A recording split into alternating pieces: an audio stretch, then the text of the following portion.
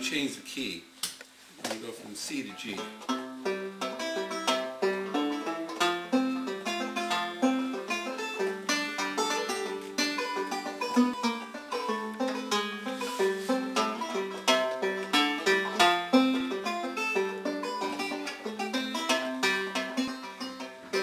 Well, Issaquah, the town I was born and raised.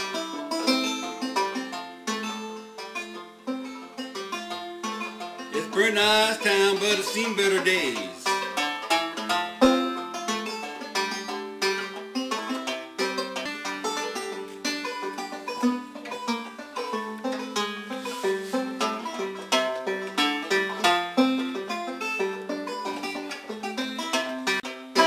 It's pretty nice growing up there. You know, everybody in town, everybody knew your first name. Now it's become another middle-class suburb. It just ain't the same.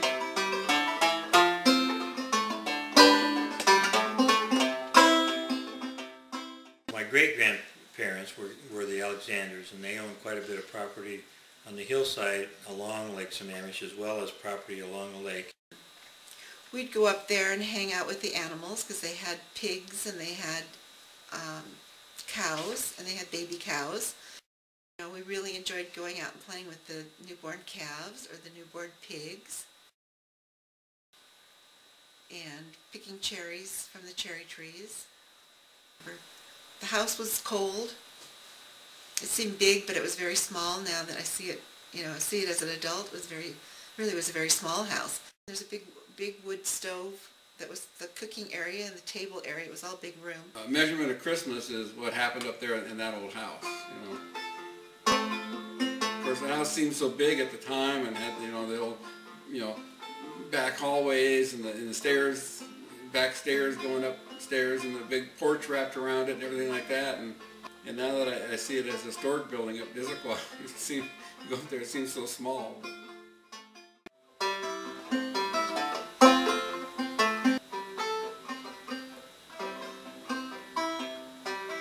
And my grandmother started to run that property along the lake as a resort in about 1935.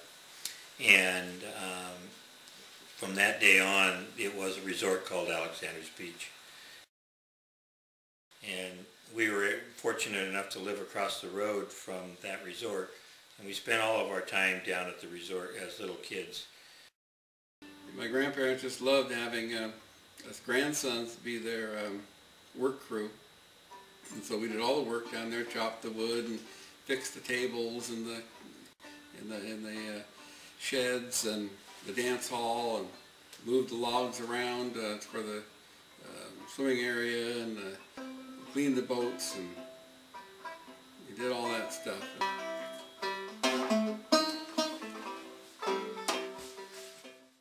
We were down at the resort with our grandparents all year round.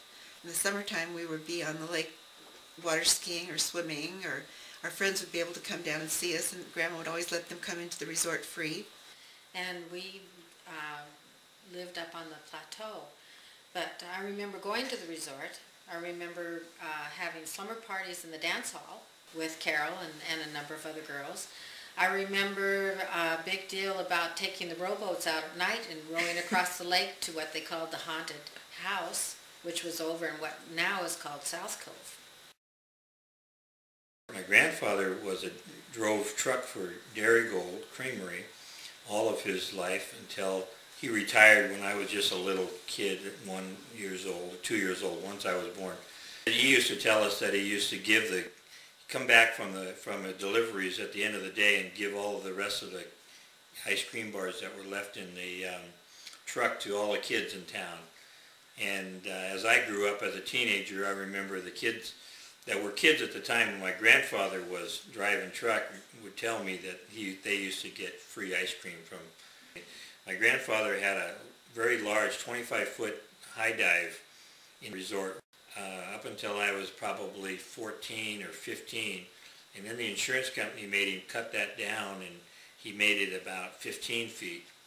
And then that stayed for another few years, and then they finally eliminated even that. we brought all of our friends down and taught them how to water ski behind our boat on Lake Sammamish. Taught me how to water ski down there. You know, in the dance hall in the winter, we turned it into a basketball court, and all the kids from all around the area would come down there, and we'd play basketball, dry in the wintertime. And in the wintertime, we'd be down there playing. When we were younger, we'd be playing outside, or we'd be building forts, or going down the lake and spearing fish, and you know, that kind of stuff. So, and that was our life. We just loved being down at the resort. In 1950, the lake froze over, and I don't remember anything about it, but I have pictures of me on the water. And my grandfather and my uncle decided they were going to test the lake. They were the first ones, apparently, to test the lake to see if it was actually frozen. So they took a rowboat and they pushed it across the lake, holding on to the rowboat on top of the ice. In case the ice broke, they would then be able to jump into the rowboat. They pushed it from the east side of the lake across the lake to the west side, which is where the state park is today, the Lake Sammamish State Park. And the ice didn't break, so they announced to everybody in the neighborhood that the lake was safe and people could start skating on it. So immediately everybody in the neighborhood got their skates and they started skating. I understand the story is that the lake didn't freeze 100% the whole 9 miles of it, but several miles of both the ends of the lake. And we were, of course, in the last quarter mile of the lake, or the last half mile of the lake, at the south end of the lake. And the people that were in the Northwest, you know, back the last 40 years or 50 years or so, and then they talk about how they used to come out to Alexander's Beach, and they have memories of it too, and how special it was to come out here.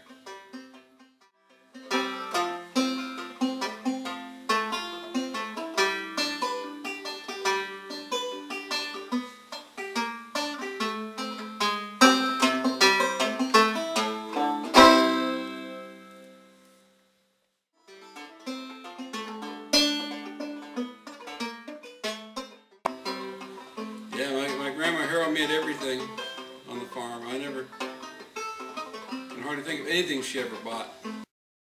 The Haro farm was a working farm, and they sold milk and eggs to the people. They lived in a little Finnish community, so everybody that lived there was Finnish. And they had a big barn, and Grandma she's the one who milked the cows and made the butter and made the cream and made the, I don't think they called it yogurt, but it was kind of like yogurt what they made. I'll never forget the bread that she made.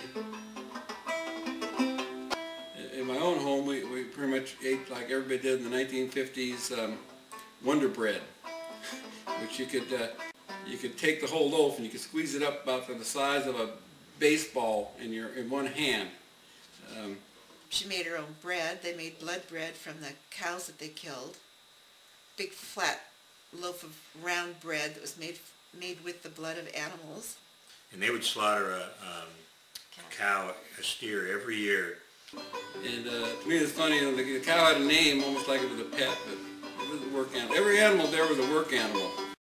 And they would bring it up to the barn and they would tie it by a rope to the barn and they would shoot it and slaughter it. And then while they were dressing it out, my grandmother would come out with a pan and collect all of the warm blood that was coming out while they were bleeding out the animal, and immediately run in and make bread out of that. I guess she substituted the milk for the bread, I don't know, but the bread would come out red. And it just was delicious. Delicious bread. It would kind of, since it didn't have preservatives in it, it would kind of start getting stale quicker. I mean, Wonder Bread doesn't get stale for something like 150 years. Then I learned that even if somehow it didn't get eaten, it was a little stale. It was pretty good when it was crunchy too. So yeah, that was tremendous bread, and she cooked it all on a wood stove. And they butchered their own meat, and they gathered their own eggs. They killed their own chickens, and they had a sauna. I think the thing I remember about them the most is when they'd have their Finnish friends over, and we would be there because Mom and Dad would drop us off there on weekends so that they could go out with their Eagles Club friends. The way the Finnish people drink coffee is they add cream to the coffee in the coffee cup, and then they pour it on the on the saucer to cool it down, and then they put a sugar cube between their teeth, and then they sip the coffee from the saucer through the sugar cube. And that's a European tradition. Other countries do it too. But that steam bath, I remember nothing more than anything else. Every Friday night, all the men went over there, and we took a communal steam bath.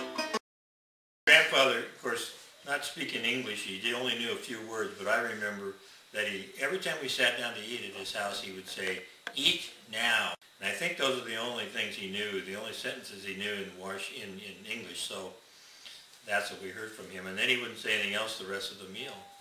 And that was how I communicated with my grandfather, which wasn't very much. Issaquah, a mighty funny place to be born. Lived there all my life.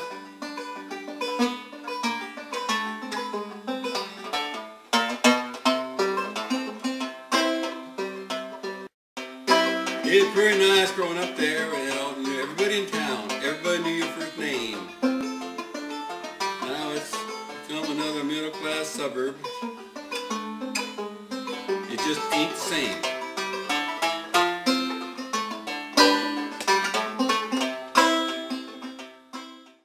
Issaquah, in those days, the school was your social activities.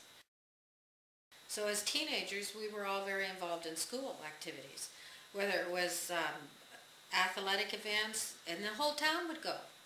It was everybody, whether you had kids playing football or not, everybody would go at the football games in the town. Everybody would be at a track meet or a baseball game or a basketball game. All of our activity was pretty much centered around the school and school activities. Boring. That's why when we started to drive, we got out of there. And when I could take the bus to Seattle, I took the bus. I remember at football games, the people that came, all of the adults that were there would know you, and, Yeah. and you would know them. As you walked down the streets of Issaquah, all of the merchants and stuff that were along the street would know who you were and whose kids you were, and you could walk into any store and they would say hi and even say your name. Because everybody knows everybody, and everybody knows everybody's siblings. So you know the older kids and you know the younger kids. When we moved to Issaquah, my mom always told me, she said, "Susan, if you ever do anything wrong," she says, "I'll know about it before you ever get home from school." So, you mind your P's and Q's because you lived in a small town. But that was also great. Just the fact that people knew who you were, who you belonged to, who your parents were, and everybody sort of watched out. We never locked a door. When we first moved out, we never locked a door. You never locked a car, you never locked anything. I still live in the same home, but I forked out my home because my home ain't in the same place anymore, even though it's in the same place. Used to be a nice little town. Everybody knew your name, everybody knew your face. Now you're just another face and another name at the Home Depot, at the Target store, at Costco, at the Red Robin, at the Nineplex movie theater, where you can see every movie that they ever made all in one place, all at one time. And they're all starring the same old people. Of course, a lot of it's robots now. I just don't know how we're going to get along anymore anyhow. A lot of the buildings that were in downtown Issaquah are still there. They've just changed names and hands and been fixed up a little bit for years, but the street isn't that different. There were probably 8 or 9 taverns in town. They were all over the place. Every other store was a tavern. And that was there probably from the time of the war. We had the old theater, which is now the kids' theater, and that was the only theater we had in town. So it was movies, and we had Tony and Johnny's, which was a grocery store, and you could charge your groceries. Tony and Johnny's was the only grocery store in the town of Issaquah. and it was where Mills Music is now. And then down the street, I see that they've made this historical thing with this Shell gas station. That was not a Shell gas station. That was the place where you got feed for your animals. And For example, what used to be the Sea First Bank in Issaquah, well, we all had accounts there. I did anyway, as a teenager, and then on up to when Bill and I were married and away. But it was a small town, so even though we were out of state, Bill was in the military, if we needed money transferred, we just called, and they did it automatically over the phone. Where it was originally was where it was farther down. It was where the bike shop.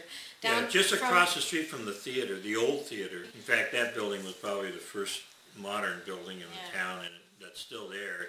It may be one of the very few buildings that, maybe the oldest building that's still there. Triple X is where the let's see, what do we used to call them? It was where the rinks, that's where the rinks would hang out. And there was a Shane's, and we didn't hang out at Shane's either because that's where the kids that smoked hung out. It was a little, it was a restaurant, and that's where you got the Greyhound bus to go to Seattle. Where the library is now. No, across the street there was another little restaurant, and that's where we walked down from school and we'd have lunch down there, or we'd have Coke or something.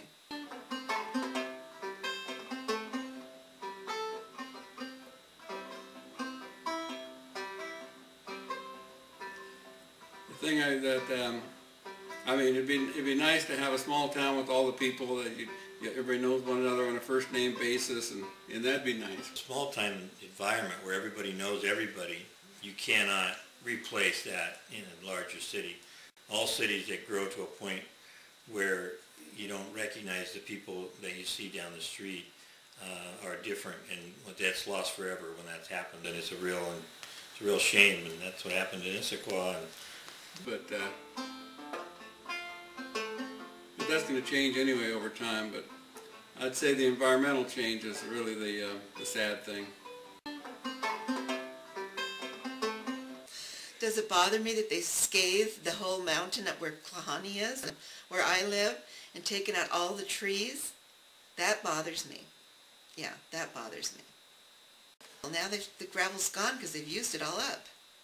And so they've used the land, now they've put those things there. But all those big condos that are up on the side of the hill with no trees are right on the gravel pit. Someday they're going to fall down. They will, they're on gravel. You know, that all the deer and the birds and the lake, that when there's only a few homes on the lake, and all the ducks out there all the time, and a quiet, smooth lake, and now there's always boats out there, big boats, fast boats, water skiing and noise and smelling in the air, and the hills are all covered with homes and cut down, and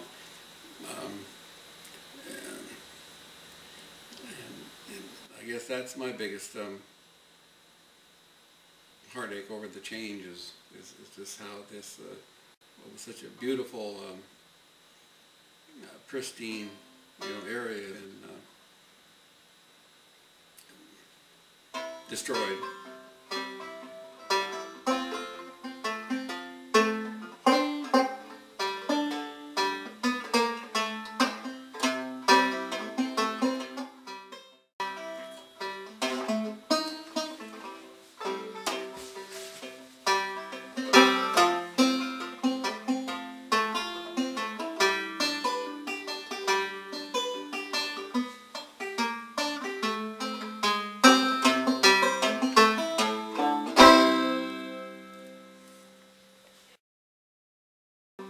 I never read it.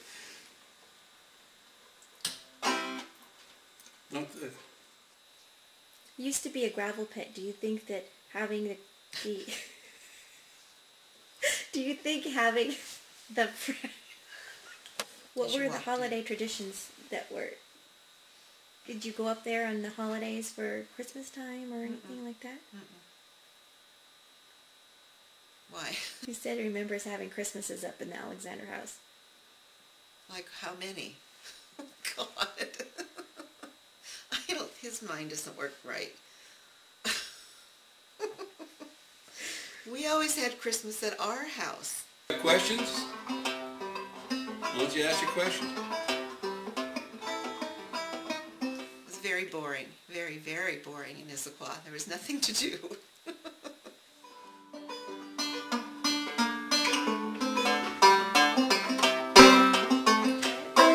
Probably.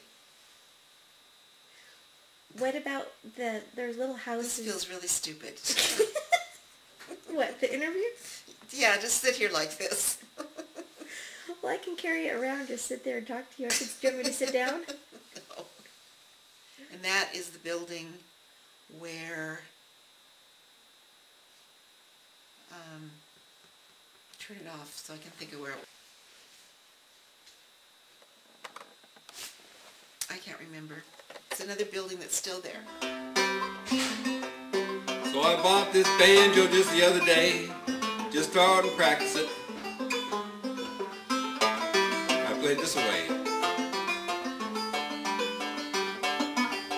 As far as I know, no one's ever done this song on a banjo before. It's a classic guitar. It's called the West Texas Talking Blues, made famous by Woody Guthrie. Shell gas station? That was not a Shell gas station. That was the place where you got feed for your animals. So does it bother you that they're trying to make Issaquah historic looking when it's inaccurately depicted as nostalgic? I really don't care.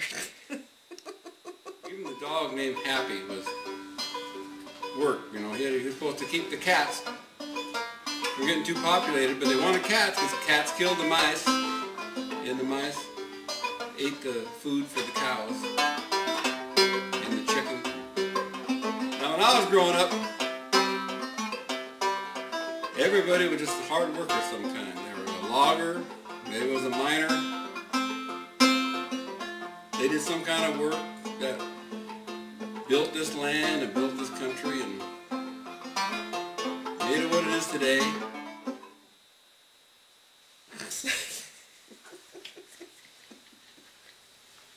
This is so stupid. Why is this stupid? Because I'm just sitting here.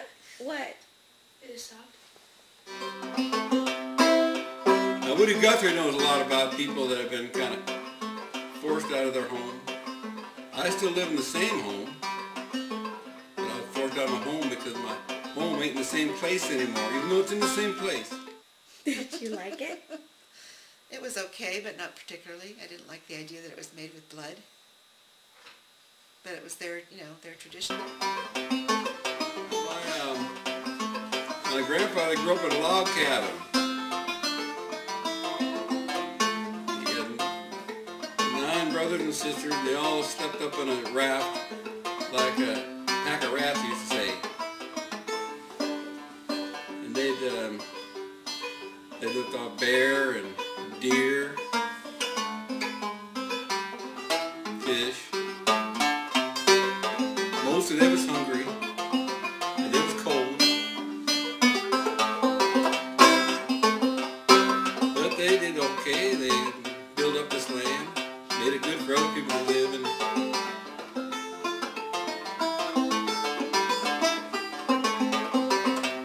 Work on the farm?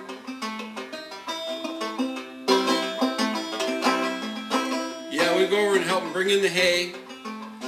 We did it the old-fashioned way.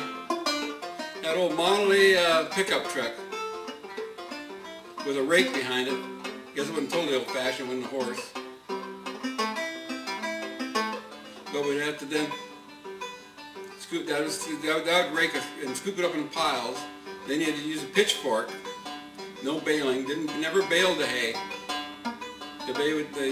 You'd pitch it up with a pitchfork in the back of a flatbed, and then you'd haul that with the same old Model A truck and bring it to the barn, and then you'd pitchfork all the hay up into the barn, and there was somebody up on top that they would pitchfork it farther on, and somebody else would pitch it until it all got piled up, and the whole top of the barn got filled with hay, and it was that was all the hay they ever had. And I never saw them ever, buy a bale of hay from anybody.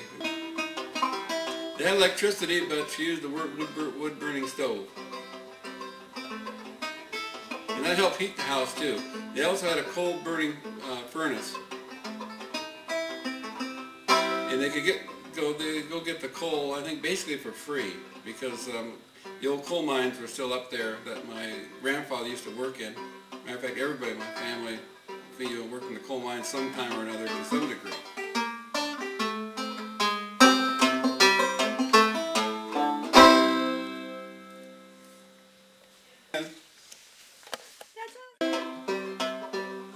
I never read it.